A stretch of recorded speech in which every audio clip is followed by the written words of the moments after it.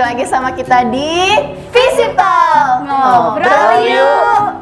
Nah, tentunya kita masih bareng-bareng sama dosen-dosen kece kita, ada Mbak Iva dan Mbak Prima. Langsung aja kita kulik. Ayo Kak Sabit, kita kulik. Nah, untuk Mbak Iva dan juga Mbak Prima nih, nah kalau dulu kan pernah nih mengalami menjadi mahasiswa. Nah, kira-kira dan sekarang udah berbeda lagi ya, bukan mahasiswa lagi, tapi sudah menjalankan rutinitas sebagai dosen malahan. Nah, justru itu yang bakal kita tanya ini. Nah, kok bisa sih Mbak Iva dan juga Mbak Prima nih mau pilihan menjadi dosen tiba-tiba? Ini nih kayaknya aku banget gitu loh. Nah, mungkin Mbak Iva juga Mbak Prima bisa diceritakan sedikit, dan mungkin kalau misalnya emang ada requirements atau ketentuan tertentu kan jadi dosen, misalnya harus nge-publish jurnal atau apapun penelitian, itu bisa di-spill aja di sini. Nah, mungkin bisa dimulai dari Ibu Prima dulu, kayak Mbak Prima, maaf. Kalau ditanya ya, sejak kapan pengen jadi dosen, sebenarnya itu udah lama banget gitu. Jadi tepuk tangan guys. Nah, udah lama karena kebetulan keluarga juga banyak jadi pendidik. Nah, cuma masalahnya waktu pertama nih masuk ke S1, masuknya kok kebetulan di sosiologi kayak gitu kan. Nah, kalau di sosiologi kan nggak bisa tuh jadi guru ya, karena harus pendidikan dulu gitu kan. Nah, terus waktu itu daripada nggak bisa jadi guru, oke jadi dosen gitu kan. Nah, makanya begitu lulus S1 terus langsung setahun kerja di bidang yang jauh banget dari yang namanya pendidikan sebenarnya. Cuma kalau sekarang mungkin kita pakai ya. Jadi sempet kerja di IT setahun, kemudian resign, daftar S2 dan alhamdulillah keterima, akhirnya lanjut. Kenapa lanjutnya sama-sama di sosiologi gitu kan, karena memang untuk jadi dosen sekarang kan harus linear. Jadi harus kalau S1-nya sosiologi ya S2-nya sosiologi kayak gitu. Nanti mungkin Mbak Iva juga sama, saya rasa seperti itu, karena memang syarat dosen sekarang seperti itu. Nah, kemudian lulus 2014 itu nggak langsung yang jadi dosen, enggak, tapi ya mencoba berbagai pekerjaan seperti itu kan, sampai akhirnya di 2018 tuh tiba-tiba ada satu orang teman dulu pada saat S1 tiba-tiba tuh kontak kayak gitu kan, Prim masih pengen jadi dosen nggak? Dia nggak nanya kabar, nggak apa, tiba-tiba langsung nanya kayak gitu kan, masih pengen jadi dosen nggak? Terus aku jawab aja, maksudnya iya masih, kenapa? Ada lowongan gitu.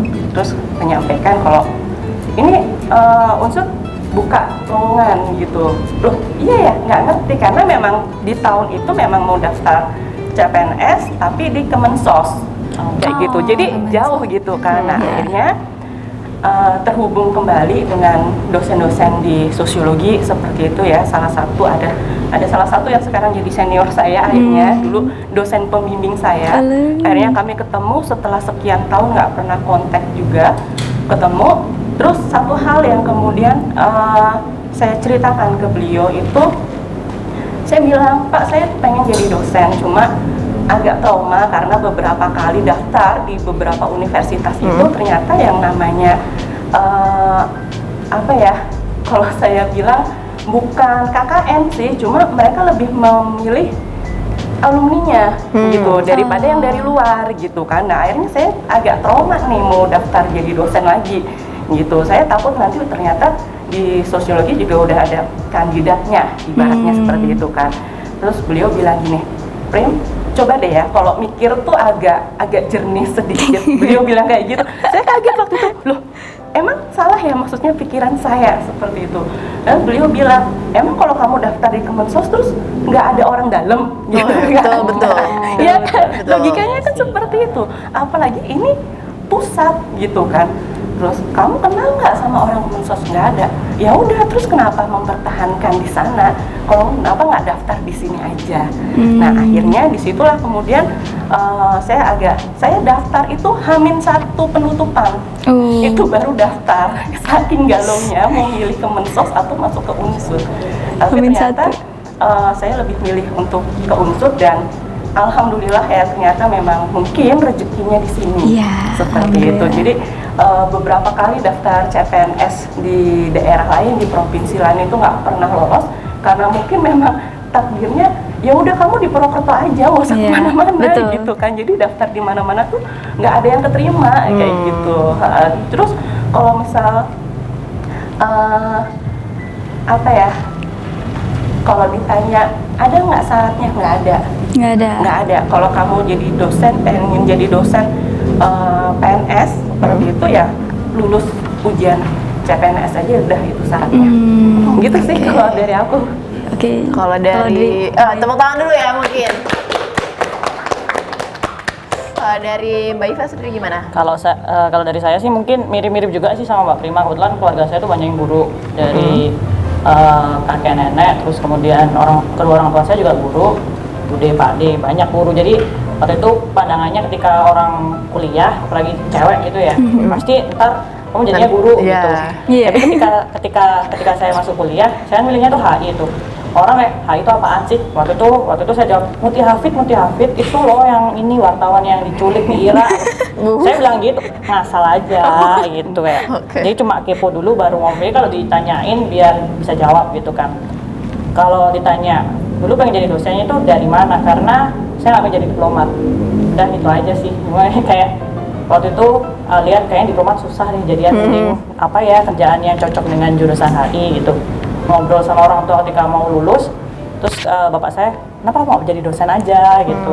Kayaknya nyenengin deh. Jadi guru itu kan kita akan bertemu dengan orang baru terus, dengan mahasiswa, terus kita banyak belajar, dan belajarnya tuh akan seumur hidup kan. Dibilangin gitu sama bapak ibu saya kayak, iya juga ya, menarik juga kayak jadi dosen. Akhirnya cobalah waktu habis lulus, sama seperti Mbak Prima, saya juga setahun kerja, tapi saya kerjanya di dalam kampus. Waktu itu di kampus saya sekolah di Airlangga, saya kerja di situ, terus kemudian saya lanjut juga di situ. Akhirnya ketika saya udah selesai kuliahnya, ya udah saya daftar dosen. Kenapa saya milih ke Purwokerto? Karena yang buka Purwokerto juga salah satunya. Dan saya melihat bahwa Unsud ini adalah kampusnya bagus. Nice. Sekalian. Gitu sih kalau dari saya, mungkin ya mirip juga sama. Iya, emang ada keterlibatan gak cuma dari faktor internal tapi eksternal juga ya. Oke. Nah, kalau boleh tahu nih, kira-kira udah berapa lama sih jadi dosen? Kalau saya sih hitungannya 3 tahun ya. Baru ya berarti? Baru banget. Saya kan lulus 2018 tuh. Waktu itu coba daftar di salah satu universitas, gagal CPNS yang pertama. Jadi saya tuh lulus September, Oktober tuh bukan CPNS. Terus saya daftar, gagal kan. Tapi waktu itu kebetulan di Surabaya juga ada Universitas UPN Jatim, teman-teman pasti tahu kan. Itu mereka ada dosen kontrak, kalau di situ dosen kontrak. Saya ngelamar ke situ ternyata diterima, ya udah saya jadi dosen selama 2 tahun sampai proses CPNS yang ini, yang di Unsud ini. Ya kemudian di sini saya baru masuk tuh Februari 2021. Oh, baru banget berarti Baru ya? banget, iya, sama teman-teman baru saya di sini.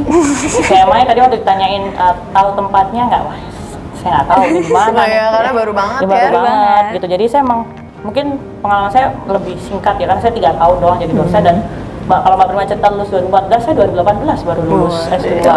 Jadi dulu waktu saya pertama kali ngajar ini, yang saya ajar, saya sempat ngajar juga beberapa kelas di UNER.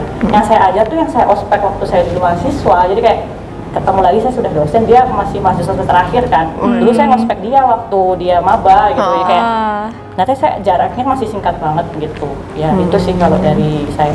Kalau dari Mbak Prima? Kalau aku berarti 2 tahun 7 bulan. Jadi benar-benar yang masuk ke Unsud ini pengalaman pertama jadi dosen. Seperti itu. Karena sebelumnya pekerjaan itu di luar dosen. Ya, jadi benar-benar yang baru banget 2 tahun 7 bulan. 2 tahun 7 bulan itu udah di Unsud. Di Unsud. Oh, di Unsud. Iya. Oke. Nah, tapi ngomong-ngomong nih Mbak Prima dan juga Mbak Iva, Mbak Prima dan Mbak Iva ini mengampu mata kuliah apa sih? Siapa tahu teman-teman pengen tahu. Bisa dicatat ya, Fox. Siapa dulu? Dari Ibu Prima dulu boleh. Kalau aku ngampu beberapa mata kuliah. Yang pertama di sosiologi itu ada teori sosiologi klasik, kalau sekarang teori sosiologi modern dan postmodern, kemudian sosiologi pendidikan, sosiologi pedesaan, reforma agraria, kemudian ada pengantar sosiologi. Cuma kalau pengantar sosiologi itu saya nggak ngajar di FISIP tapi ngajar di ISP seperti itu, dan kayaknya udah apa ya? MPQual, metode penelitian kualitatif. Wah, keren tuh, banyak banget dicatat tuh teman-teman. Siapa tahu nanti di kelas ketemu sama Mbak Prima yang pernah ikut visit talk ya. Dari Mbak Iva? Kalau saya sih, kalau yang semester ini saya kebetulan ngajarnya teori politik luar negeri, pengantar HI, mata kuliah dasar yang 2021 itu maba, pengantar HI, teori politik luar negeri, terus apa lagi ya? Kayaknya banyak. Oh, ide-ide politik. Ide-ide politik tuh sama jurusan politik. Jadi dosennya satunya dari HI, satunya dari jurusan politik gitu. Terus militer dan politik, sama yang terakhir teknik-teknik diplomasi. Itu untuk semester ini. Oh, untuk semester ini. Iya. Berarti kan tadi ada ide politik, sempat ngajar di ilmu politik juga apa? Enggak, mahasiswanya Dosen. HI. Dosen. Oh. Tapi yang ngajar di HI juga dosen politik gitu. Oh gitu. Oke. Nah, tuh teman-teman, siapa tahu nanti ketemu sama Mbak Iva juga di mata kuliah yang beliau tadi sampaikan. Bisa langsung Mbak Iva ya yang pernah masuk visitor ya gitu. Oke, teman-teman. Nah, aku juga mau kepo nih, mau nanya. Selama Mbak Iva dan Bu Prima menjadi dosen, pasti kan memiliki pengalaman-pengalaman yang menyenangkan, yang menyedihkan gitu ya. Boleh dong diceritain kira-kira saat mengajar apa aja sih pengalaman-pengalaman yang ini bikin aku sedih, ini bikin aku seneng gitu. Udah persiapan Banyak ya? sepertinya ya. Banyak. Oke. Mau sekalian curhat juga nggak apa-apa. Nanti. Curhat nih nanti kita nih. Dari Kalau Mbak Iva dulu. Jujur kalau yang paling menyenangkan tuh sebenarnya mungkin Mbak Prima sudah mengalami ya, karena sempat ngajar offline kan. Saya waktu di Surabaya kan sempat ngajar ketemu mahasiswanya. Momen yang menyenangkan ketika kita mengajar tuh ketika mahasiswanya itu matanya kayak light up gitu ketika kita ngomong. Simple saya misal, teman tahu nggak sih kalau misalnya dalam bisnis internasional tuh ada budaya yang kita harus paham. Terus mereka kayak, oh iya ya Mbak, itu kayak itu seneng banget sih, udah cukup gitu loh buat saya sebagai dosen gitu kan, kayak oh ya berarti apa yang saya jelaskan tuh masuk. Nah tapi kalau di kelas online kadang kan kita nggak tahu ya responnya mereka ini paham nggak ya, apalagi kalau matiin kamera minta izin, mohon maaf ya Mbak, saya ininya susah koneksinya, jadi kalau dinyalain kameranya nanti nggak clear saya suaranya. Oh ya nggak apa-apa, matiin aja. Saya sih santai ya, cuman kadang tuh feedbacknya kan jadi delay kan dari mahasiswanya. Kadang tuh kayak aduh, kalau istilahnya orang sana tuh nelongso gitu, ini paham nggak ya benar. Apalagi kalau kita ngejokes ya, refleks sih kayak ngejokes gitu ya, mereka ini paham nggak ya jokesnya, atau jangan mereka tuh mikir gitu. Dan itu benar-benar delay 5 detik baru mereka tuh ngechat di grupnya Zoom gitu, ya ampun Mbak apa gitu lucu gitu. Takut krik-krik Tapi ya? delay 5 detik iya, karena kan memang ada jedanya kan kalau online. Nah itu sih kalau di offline, kalau yang mungkin cukup kadang buat saya tuh sebel ya, saya lebih ke sebel ya dibanding ke sedih. Itu sebenarnya kalau mahasiswanya tuh kalau mau datang kuliah, kalau kamu tuh lagi nggak niat kuliah tuh ada loh jatah bolos, manfaatin aja, udah bolos aja nggak apa-apa. Serius saya selalu bilang gitu, kalau kalian nggak mau kuliah ya udah nggak usah kuliah aja gitu. Daripada kalian tuh di kelas terus kayak mengganggu dinamika kelas gitu. Itu menurut saya malah jadi sayanya sebel, teman-temannya juga sebel. Iya. Itu sih kalau dari saya. Mbak Prima ada Mbak Prima. Banyak ya sebenarnya kalau mau diceritakan, sama seperti tadi Mbak Iva ada pengalaman offline dan online seperti itu kan. Kalau offline senengnya itu karena kita bisa interaksi langsung sama mahasiswa, kita tahu ekspresi mereka seperti itu kan. Kadang kan kalau kita ngasih tahu ke orang sana, oh iya paham, tapi mukanya tuh beda gitu kan, mukanya muka bingung kan, dari situ kita tahu ya paham nggak beneran kayak gitu kan. Nah cuma kalau itu kalau offline seneng kayak gitu kan, bisa interaksi ngobrol langsung sama mereka. Nah kalau offline,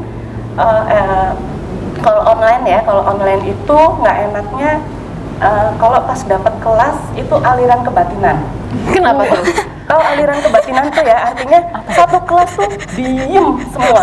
Bahkan sampai kemarin tuh, ini baru kejadian minggu kemarin ya. Jadi saya kebetulan dapat kelas aliran kebatinan gitu.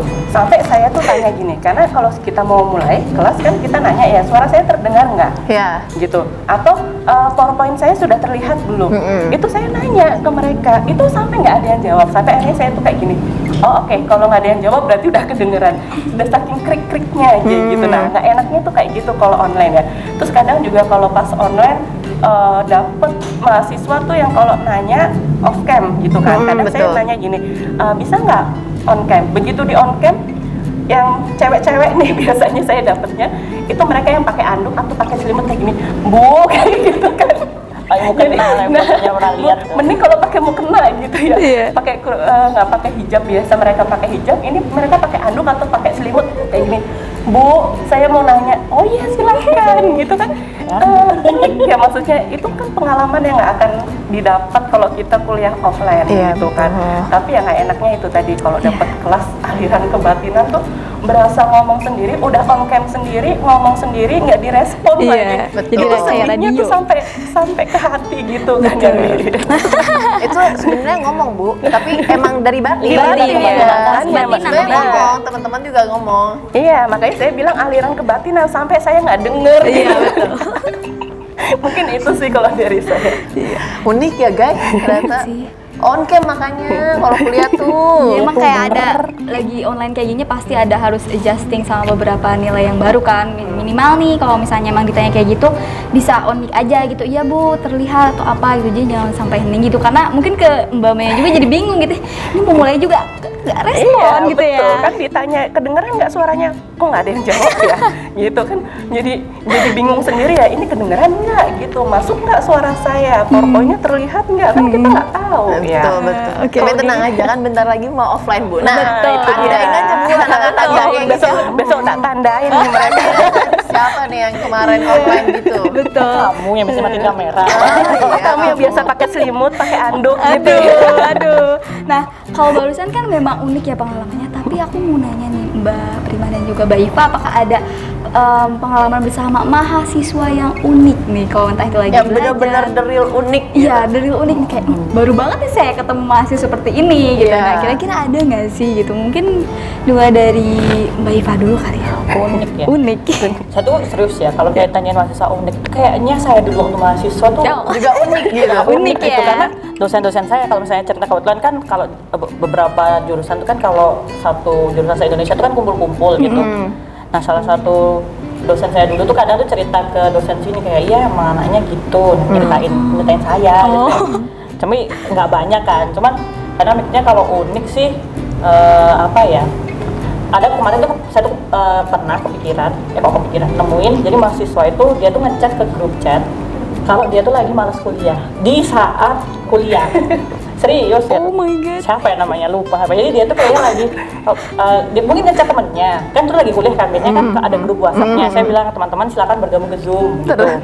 Terus dia tuh ngechat, aduh kayaknya aku lagi malas kuliah nih hari ini. Wah, sakit kan tuh, saya sakit. dong di dalam grup tuh kayak terus dia delete tapi masih sempat saya reply jadi masih kelihatan gitu kan lo kenapa gitu. Astagfirullahaladzim Bu, maaf Bu, ini salah Bu, ini harus kirim, harus guys. ya Itu itu sering saya banget. kirimnya ke teman. Oh tapi kan malas kuliahnya tetap enggak Bu, tadi ngantuk aja semuanya. Dia tuh buat alasan tuh panjang banget. Menurut saya tuh itu jadi unik karena dia jujur gitu sebenarnya kalau dia tuh lagi malas kuliah tapi ngomongnya kan ke temennya.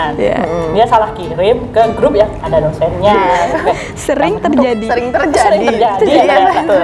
Iya kayak gitu sih. Terus kalau yang unik tuh saya tuh sering nemuin mahasiswanya tuh pinter tapi tuh bandel gitu loh. Nah, iya tuh ada Pinter juga. bandel. Iya.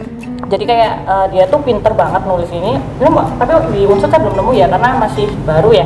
Dulu waktu saya ngajarin bahasa sebelumnya tuh dia tuh pinter banget, terus tulisannya bagus. Tapi dia tuh bolos jalan, titip absen terus. Tapi dia pinter. Tugas selalu kumpul. Tugas kumpul, tepat waktu, nggak pernah telat tugasnya. Terus kalau ditanya di kelas, kalau lagi masuk ya, ditanya di kelas tuh dia langsung membuat diskusi tuh menyenangkan gitu. Aku bilang, oh ya, itu sih menurutku sudah cukup unik sih karena dia itu tadi bandelnya tuh ekstrim bandel banget, tapi pinternya jauh pinter banget. Seimbang lah ya. Imbang. Kalau dari Mbak Prima sendiri? Ya, kalau tadi Mbak Iva kan cerita kalau mahasiswanya itu salah kirim ya. Nah, sebenarnya pernah juga ngalamin seperti itu. Jadi di satu momen ya si mahasiswa. Jadi gini, saya tuh sering dapat curhatan dari mahasiswa dan curhatnya tuh nggak lihat waktu kadang udah jam 10 malam cuma chatting kayak gini, Bu, udah tidur belum? Gitu. Belum, kenapa? Saya mau curhat boleh nggak? Boleh, silahkan gitu. Nah, pada sesi-sesi seperti itu saya pernah dapat. Jadi dia mungkin pakai dua gadget seperti itu ya, laptop dan HP. Jadi HP dia mungkin lagi chat sama saya di laptop, di WA webnya dia nggak tahu chat sama siapa. Tapi kemudian yang terkirim ke saya itu curhatan dia ke temannya bahwa gila ya mata kuliah ini tuh tugasnya banyak banget kayak gini. Pak ini tuh kalau ngirim tugas tuh nggak kira-kira kayak gitu kan. Lah itu saya sampai "Hah?" Terus karena dia awalnya izin mau curhat gitu kan, saya bilang ini curhatan kamu isinya kayak gini. Terus dia tuh yang kaget memang. Terus astagfirullah Bu, tolong ya Bu jangan dilaporin katanya gitu tuh. Jadi itu tuh kebaca semua sama saya dan yang kayak gitu tuh ya maksudnya ya lucu ya unik ya lucu karena di satu sisi oke, kita mungkin jadi dosen mereka di kampus tapi ternyata di sisi lain saya bisa jadi teman mereka, ya, sahabat ya. mereka sampai mereka Merasa curhat dekat. kayak gitu kan. Jadi walaupun salah kirim ya tapi kan setidaknya ada hal yang mungkin tersampaikan secara tidak langsung seperti itu. Kalau yang unik kayaknya yang unik aneh banget tuh saya belum nemu sih. Belum nemu ya, kecuali masih yang batas suka wajar. curhat-curhat kayak gitu doang. Oke. Mungkin kan tadi udah ceritain tentang mahasiswa unik. Kira-kira dari Mbak Iva dan Mbak Prima sendiri ada nggak sih tipikal mahasiswa yang sekiranya Mbak sekalian tuh seneng gitu kalau misalnya mahasiswa saya tuh harus kayak gini, saya suka mahasiswa yang begini kayak gitu, mungkin ada nggak? Dari Mbak Ada. Prima dulu. Ada. Jadi saya suka kalau ada mahasiswa tuh aktif gitu ya, walaupun mungkin aktif bertanya karena mungkin dia nggak paham, tapi itu saya suka seperti itu daripada yang tadi yang saya bilang di awal ya, aliran kebatinan, daripada mereka diem, saya nggak ngerti apa-apa, tapi nanti di akhir terus mereka tuh kayak nyalahin dosennya, loh kan dosennya nggak jelas, lah kalau nggak jelas kenapa nggak nanya gitu kan. Betul. Jadi saya suka nih kalau mahasiswa nanya, lebih baik nanya sebenarnya kan daripada ngempet terus di belakang ujung-ujungnya disalahin dosennya lagi kayak jadi serba salah dosennya. Iya betul. Gitu. Kalau dari Mbak Iva? Sama sih kayaknya emang mahasiswa yang menurut kami menyenangkan tuh pasti yang ini sih yang aktif. Nggak apa-apa kamu tuh nggak tahu gitu ya, jadi menanyakan sesuatu karena dia tuh nggak tahu tuh wajar aja. Kita nggak akan bilang kamu tuh ya maaf bodoh atau misalnya tidak paham. Justru dengan kamu tuh bertanya, kamu kan mau melakukan klarifikasi. Nah kayak gitu sih aktif, jadi jangan sampai ya tadi kalau misalnya aliran kebatinan bisa-bisa juara satu monolog ini nanti. Nanya sendiri, jawab sendiri. Memang. Jangan sampai lah monolog. Tapi Jangan kalau sampai. misalnya ada mahasiswa yang OOT gitu Bu, out of the topic, kira-kira tanggapannya dari Mbak Iva dan Bu Prima gimana? Kan suka ada tuh misalnya kita lagi misalnya Mbak sekarang lagi ngajar apa, tapi ternyata pertanyaannya tuh ya OOT. out of the topic gitu. Iya. Kira-kira gimana tuh nanggapinnya? Sukakah apa malah kok nih orang jadi gak nyambung? Iya. Kalau OOT-nya nggak jauh-jauh sih nggak masalah sih. Misal dia nanyain, misal kita lagi bahas politik luar negerinya Bangladesh misalnya, terus dia nanyainnya politik luar negeri Sri Lanka. Sebenarnya itu kan mirip ya negaranya. Kalau dari negara kan lihatnya mirip. Ya OOT-nya nggak jauh-jauh. Mungkin dia biasanya juga sadar sih kalau itu OOT. Tapi masuk akal sih masuk akal nggak sih Mbak kalau misalnya yang dilakukan oleh negara ini dan negara ini itu mirip gitu, karena mereka tipikalnya mirip ya. Sedikit OOT tapi bisa disambungkan. Tapi kalau sampai nyelentang jauh itu biasanya saya cut sih, kayak nggak nyambung. Itu nanti akan kita bahas di kuliah yang lain. Oh, sih. gitu, nanggepin. Daripada Oke. kelamaan di situ kan. Iya. Tapi setidaknya memperlihatkan antusias ya dari mahasiswanya sendiri. Kalau dari Mbak Prima? Kalau dari saya sama sih sebenarnya kayak gitu. Kalau pas nggak jauh banget ya masih bisa dibahas. Cuma biasanya kalau udah melenceng jauh itu biasanya saya bilang itu nanti kita diskusiin lain waktu ya, atau nanti silahkan japri aja atau di grup, karena kan setiap mata kuliah biasanya ada grupnya gitu Iya, kan. betul. Nah jadi silahkan nanti kita bahas di grup ya, karena perkuliahan kali ini mungkin topiknya bukan itu seperti itu. Oke.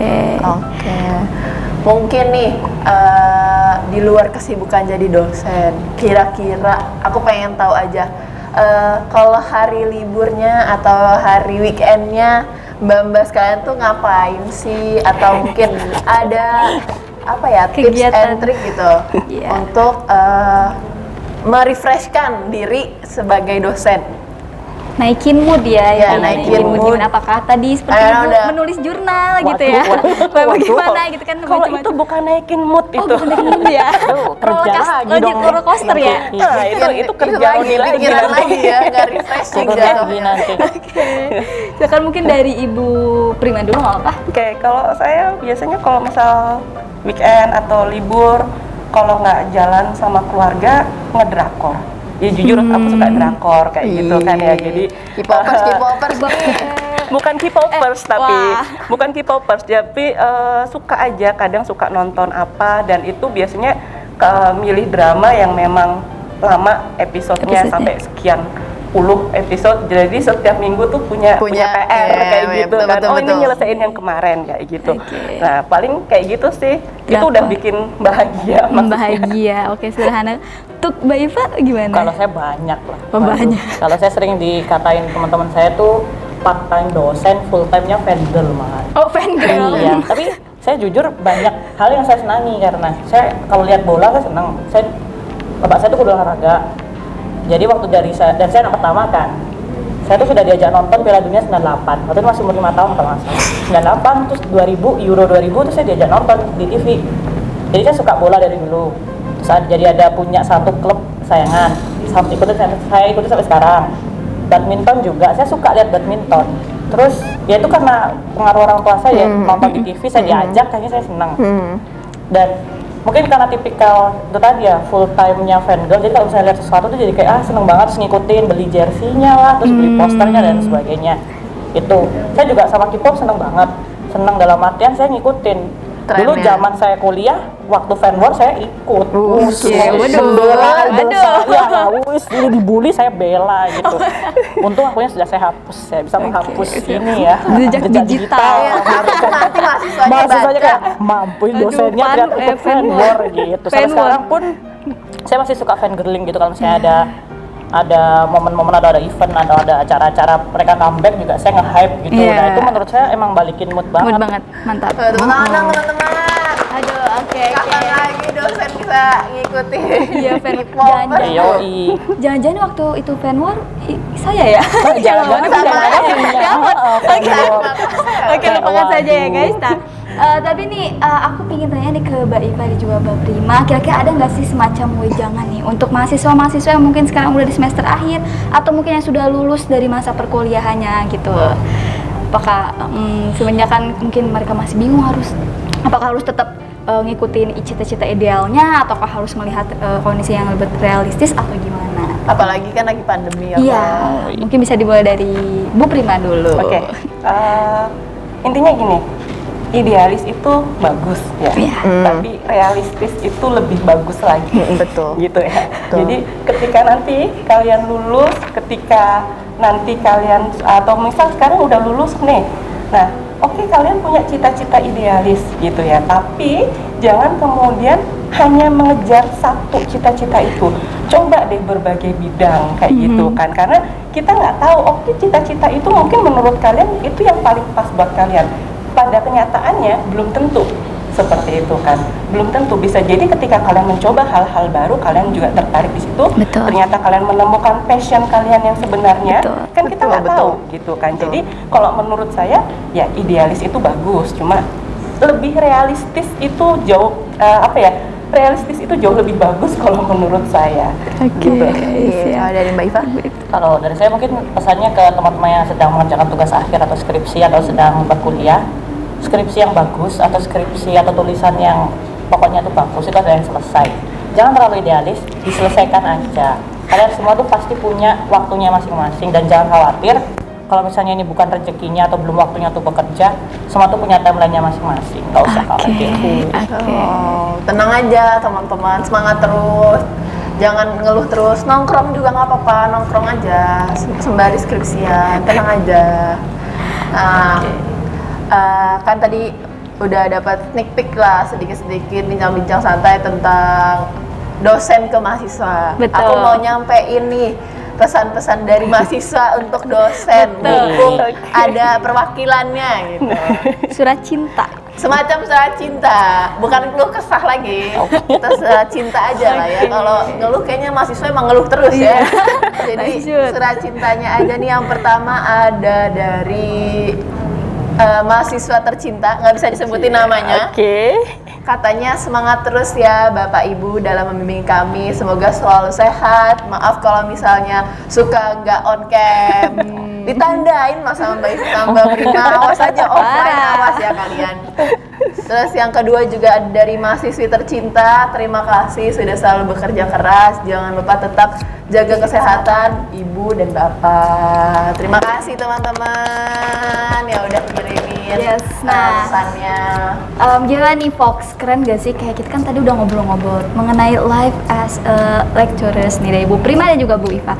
Nah sekarang yang paling pasti kita bakal seru-seruan nih, kita bakal Wah, main mau game. ngapain tuh? Mungkin nanti kita spill aja ya. Yang penting kita tetap stay tune aja di Visit Talk. Ngobrol yuk.